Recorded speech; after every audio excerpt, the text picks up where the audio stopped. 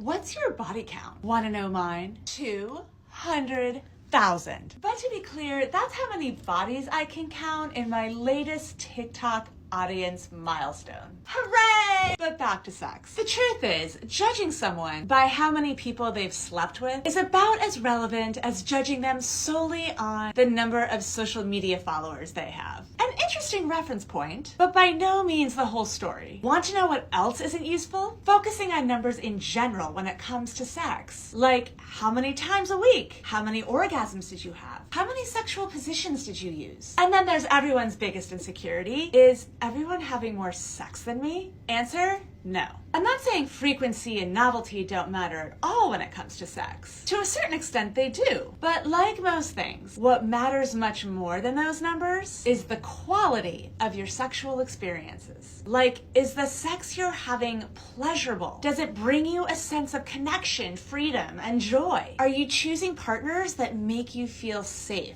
and who prioritize your pleasure? So long as the answer to those questions are yes, ignore the numbers. Here are 3 totally bizarre health benefits of orgasms you've probably never heard of. Number 1 is that an orgasm can provide temporary relief from nasal congestion, working just as well as a decongestant nasal spray for up to an hour after you have that orgasm. Number 2 is that orgasms can actually help relieve your headache. Orgasms release endorphins, which directly lead to pain relief. It's especially good at curing headaches and menstrual cramps. This is why sex really is self-care. And finally, orgasms improve the quality of your sleep, especially the amount of time you spend in deep sleep, which is the most restorative kind. The feel-good hormones released during orgasm make you drowsy and also help clear your mind of all those thoughts that can get in the way as you're trying to get a good night's rest. So in case you need any more reasons to orgasm, now you can say, sex doctor's orders.